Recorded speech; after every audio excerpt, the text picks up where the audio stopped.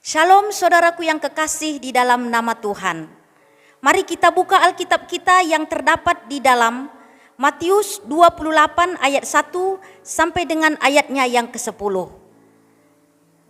Saya baca di dalam nama Yesus. Kebangkitan Yesus. Setelah hari Sabat lewat menjelang menyingsingnya fajar, pada hari pertama minggu itu, pergilah Maria Magdalena dan Maria yang lain menengok kubur itu. Maka terjadilah gempa bumi yang hebat sebab seorang malaikat turun dari langit dan datang ke batu itu dan menggulingkannya, lalu duduk di atasnya. Wajahnya bagaikan kilat dan pakaiannya putih bagaikan salju. Dan penjaga-penjaga itu gentar ketakutan dan menjadi seperti orang-orang mati. Akan tetapi malaikat itu berkata kepada perempuan-perempuan itu, "Jangan kamu takut, sebab aku tahu kamu mencari Yesus yang disalibkan itu. Ia tidak ada di sini, sebab ia sudah bangkit, sama seperti yang telah dikatakannya. Mari lihat tempat ia berbaring. Dan segeralah pergi dan katakanlah kepada murid-muridnya bahwa ia telah bangkit dari antara orang mati. Ia mendahului kamu ke Galilea, di sanalah kamu akan melihat dia. Sesungguhnya aku telah mengatakannya kepadamu." Mereka segera pergi dari kubur itu dengan takut dan dengan sukacita yang besar dan berdiri dan berlari cepat-cepat untuk memberitahukannya kepada murid-murid Yesus. Tiba-tiba Yesus berjumpa dengan mereka dan berkata, "Salam bagimu." Mereka mendekatinya dan memeluk kakinya serta menyembahnya. Maka kata Yesus kepada mereka, "Jangan takut. Pergi dan katakanlah kepada saudara-saudaraku supaya mereka pergi ke Galilea, dan di sana mereka akan melihat aku." Saudaraku, kita semua tahu bahwa hari ini adalah hari Paskah, hari kebangkitan Yesus Kristus dari kematian. Hari ini adalah hari kemenangan bagi orang-orang yang percaya dan setia mengikut Tuhan Yesus. Hari ini adalah hari pembebasan orang-orang percaya dari dosa dan kematian. Saudaraku yang kekasih di dalam nama Tuhan, hari ini pembebasan kita dari dosa-dosa yang sudah selama ini kita dibelenggu dan diperbudak oleh dosa. Hari ini adalah hari kemenangan kita karena Yesus kita, Tuhan kita, Allah kita bangkit dari kuburnya, mengalahkan kematian dan mengalahkan maut. Dan semua orang yang percaya kepadanya akan menang bersama dengan Kristus. Dan di dalam Kristus itulah mereka akan mendapatkan kehidupan yang kekal, termasuk saya dan saudara. Semua orang percaya yang mengaku bahwa Yesus Kristus adalah Tuhan dan Juru Selamatnya, maka ia akan mendapatkan kehidupan yang kekal di dalam Tuhan. Paskah adalah penggenapan firman Tuhan dan bukti bahwa firman-Nya itu benar dan terbukti. Dalam Markus 9 ayat 31, sebab ia sedang mengajar murid-muridnya, ia berkata kepada mereka, "Anak manusia akan datang, akan diserahkan ke dalam tangan manusia, dan mereka akan membunuh dia, dan 3 hari sesudah ia dibunuh, ia akan bangkit." Saat Yesus masih bersama-sama dengan muridnya melayani, maka ia pernah berkata kepada murid-muridnya, "Satu kelak nanti anak manusia diserahkan kepada manusia yang berdosa. Mereka akan membunuh dia." Maksud Yesus adalah dirinya sendiri. Ia akan membunuh dia, dan 3 hari sesudah ia dibunuh, ia akan bangkit. Dan benar saudaraku yang kekasih, walaupun pada saat itu murid-muridnya tidak memahami apa yang dimaksud oleh Yesus, tetapi memang firman Tuhan itu benar dan amin. Apa yang dikatakan Yesus di dalam firman-Nya semua digenapi karena janji dan firman-Nya adalah benar dan kekal. Jadi semua yang tertulis di dalam Alkitab bahwa Yesus ditangkap, Yesus dihukum, Yesus disalibkan, Yesus mati, dan Yesus bangkit, itu semua benar dan sudah digenapi. Disaksikan oleh beberapa muridnya bahwa setelah mati di kayu salib, Yesus dikuburkan. Mayat Yesus dikuburkan, itu berarti benar-benar Yesus mati dan kuburannya itu ada, saudara. Firman Tuhan mencatat dalam Injil Yohanes 20 ayat 1. Pada hari karena Yesus sudah mati disaksikan oleh murid-muridnya, maka pada hari yang pertama itu pagi-pagi benar ketika hari masih gelap, pergilah Maria Magdalena ke kubur itu dan ingin melihat bahwa Yesus masihkah ada di dalam kubur itu. Saudaraku yang kekasih, Maria Magdalena ini adalah wanita yang sangat mengasihi Yesus. Ia melayani Yesus dan mengikuti Yesus sampai Yesus mati di kayu salib. Itu sebabnya pagi-pagi buta, karena ia sangat mengasihi Yesus. Dia sangat kehilangan saat Yesus mati. Itu sebabnya pagi-pagi buta hari Minggu pertama pada saat itu dia pergi ke kuburan Yesus. Maksud hatinya ingin melihat mayat Yesus. Tapi tahukah saudara, dan mungkin semua kita sudah tahu, bahwa ketika ia sampai di kuburan itu, betapa terkejutnya si Maria ini. Karena ia melihat kuburan Yesus itu kosong. Mayat Yesus tidak ada di dalam kubur itu. Coba bayangkan saudaraku yang kekasih, kalau kita punya saudara atau keluarga yang baru meninggal, dan dia begitu penting dalam kehidupan kita. Maka setelah ia dikubur, kita pasti rindu melihat kuburannya. Dan itulah yang dirasakan oleh Maria. Dia sangat kehilangan saat Yesus mati.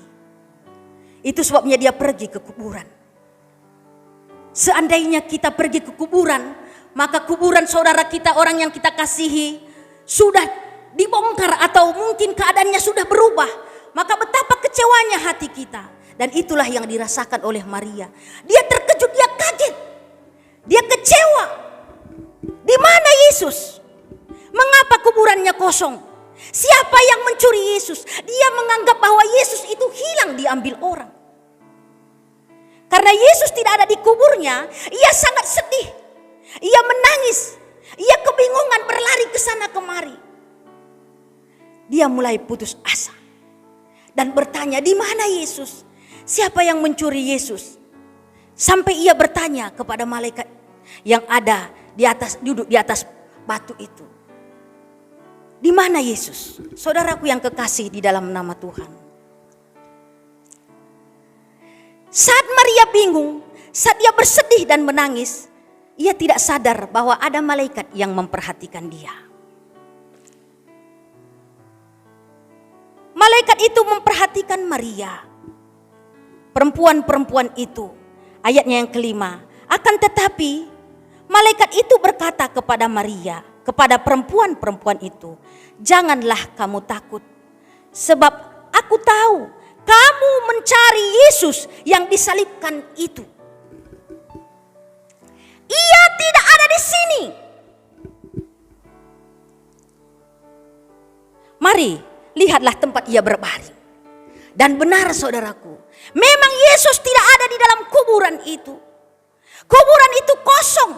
Yang ada hanyalah kain lampin pembungkus mayat Yesus.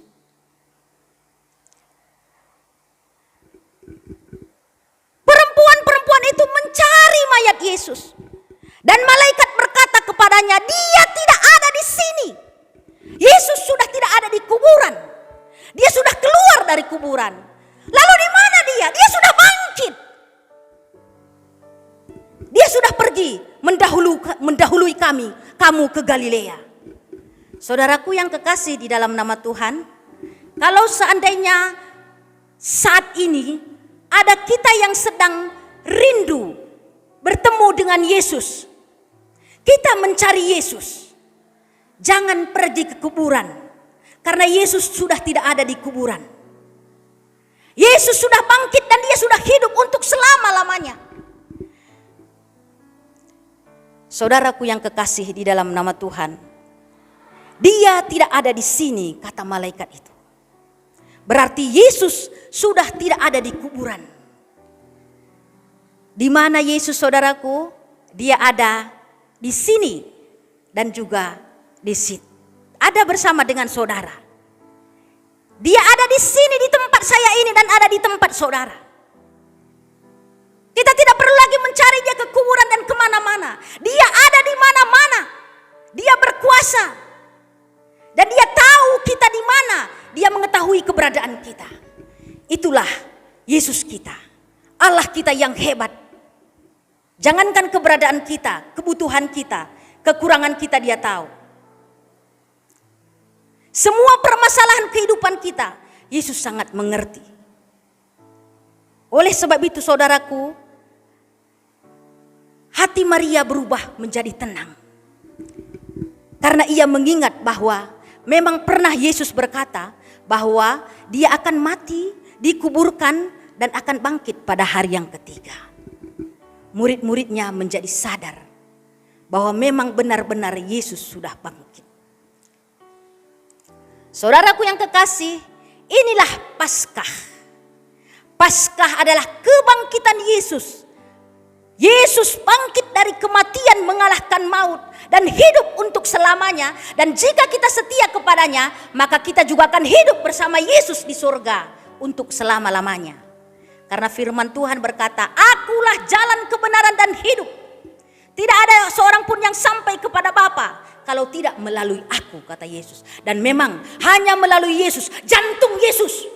Karena jantungnya itu sudah, lambungnya sudah ditusuk. Membuktikan bahwa ia mati. Dan kematiannya membawa keselamatan bagi kita. Ini adalah hari Paskah yang istimewa, saudara. Firman Tuhan, saya beri judul firman Tuhan ini, Paskah yang istimewa. Karena biasanya kita merayakan hari Paskah, kita berduyun-duyun bersama dengan keluarga, datang ke gereja, memuji Tuhan, beribadah bersama-sama, terdengar sorak haleluya, hosana, hosana di gereja. Allah kita bangkit, Allah kita hidup, kita sebagai pemenang. Dan memang benar saudara, merayakan kemenangan kita memang harus bersorak-sorai. Tapi itu di waktu-waktu yang sudah berlalu. Tahun ini berbeda dengan yang lain. Mengapa saya katakan seperti itu? Karena ini adalah Paskah yang istimewa. Kalau Paskah ya tahun lalu dan tahun-tahun sebelumnya kita selalu merayakan Paskah di gereja bersukacita bersama dengan pendeta kita, bersama dengan Opsir Korps Malang, bersama dengan anak-anak panti LKSA Elim. Tapi kali ini kita harus merayakan Paskah sendiri-sendiri di rumah kita, bersama dengan keluarga kita. Tidak terdengar sorak haleluya dan hosana, hosana di gereja manapun. Tapi tetaplah rayakan Paskahmu di rumah bersama dengan keluarga. Karena dimanapun kita merayakan Paskah, disitulah Yesus ada dan hadir bersama dengan kita. Kalau tahun lalu kita merayakan Paskah dengan sorak hosana haleluya, apa boleh buat saudaraku, tahun ini haleluyanya kita sampaikan kepada Tuhan dari rumah masing-masing. Rayakan dengan keluarga saja. Karena virus corona melanda dunia, maka pemerintah menyarankan kita di rumah saja. Maka rayakanlah kemenanganmu bersama dengan Tuhan, bersama dengan keluarga di dalam rumah saja. Yesus tidak hanya datang ke gereja-gereja yang besar dan terbuka, tapi Yesus juga datang ke rumah saudara pada saat ini. Dan saat ini dia ada bersama saudara, di antara saudara bersama dengan keluarga. Kita adalah orang-orang yang sudah ditebus, diselamatkan, dan dibebaskan dari dosa-dosa. Yesus sangat mengasihi kita, ia mencintai kita. Maka ia harus mati di kayu salib, dikuburkan. Dan pada hari ini dia menang bersama dengan kita. Dia memenangkan pertarungan yang begitu sengit, begitu hebat saudara. Oleh sebab itu saudaraku, bersyukurlah kita punya Allah seperti Yesus. Jangan pernah saudara malu mengakui Yesus sebagai Tuhan saudara. Karena dia adalah Tuhan yang hebat. Tuhan yang ajaib dan luar biasa. Tidak ada Tuhan satupun selain seperti Tuhan kita. Saudaraku yang kekasih, pada Paskah ini kita adalah orang-orang yang sudah dimenangkan oleh Tuhan. Oleh sebab itu, mari kita tetap bersyukur kepada Tuhan. Murid-murid yang mencari Yesus disalib, murid-murid yang mencari Yesus yang sudah disalibkan itu ada bersama dengan kita pada saat ini. Dia sudah tidak ada lagi di kuburan. Dia sudah ada bersama dengan kita. Dan saat ini pun dia ada di antara kita. Saudara rindu bertemu dengan Yesus? Yesus sedang ada bersamamu dan sedang memelukmu. Ia selalu ada setiap saat, setiap waktu, dimanapun kita berada. Yesus tidak pernah hilang dari hidup kita. Dia, Yesus adalah Allah yang setia menjaga kita sepanjang masa. Bahkan bukan hanya di dalam dunia ini dia setia menyertai memberkati kita, tetapi sampai di surga pun kita akan bersama dengan dia. Kita akan menikmati kehidupan yang kekal karena ia adalah kehidupan yang kekal. Selamat bertemu dengan Yesus di rumah saudara. Selamat Paskah untuk kita semua. Yesus pahlawan kemenangan yang disalibkan itu, yang mati dan dikuburkan itu, Yesus yang bangkit dari kematian itu dan hidup untuk selama-lamanya dan memberi kehidupan yang kekal kepada saya dan saudara, memberkati kita dan memberikan kita hidup yang kekal sampai selama-lamanya. Tuhan Yesus memberkati kita. Salam Paskah untuk kita semua. Mari kita berdoa. Terima kasih Bapa di dalam surga, kami sudah mendengarkan firman Tuhan. Kami tahu pada saat ini Yesus ada bersama-sama dengan kami dimanapun kami duduk ataupun berdiri saat kami mendengarkan firman Tuhan ini. Hamba-Mu percaya semua orang yang mendengarkan firman Tuhan ini baik di rumah dimanapun berada diberkati oleh Tuhan. Terima kasih Bapa, Engkau sudah mati untuk kami dan hari ini sudah memberikan kemenangan di dalam Paskah ini melalui kebangkitan. Terima kasih Bapa, ini doa kami. Dalam nama Tuhan Yesus kami berdoa. Amin.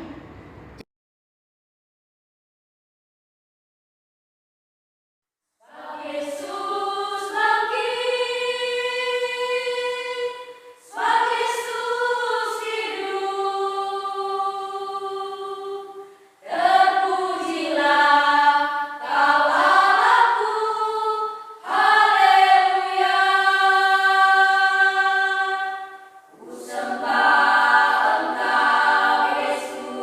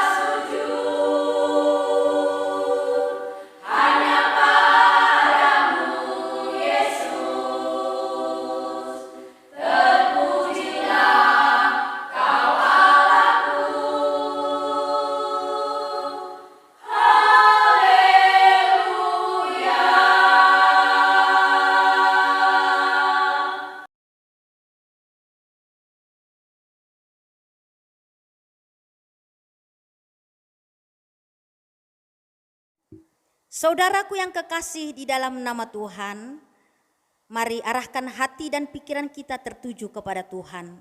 Tangan Tuhan ada di atas kita dan sedang memberkati kita. Damai sejahtera dan kasih dengan iman dari Allah Bapa dan dari Yesus Kristus menyertai kita semua mulai hari ini sampai selama-lamanya. Amin.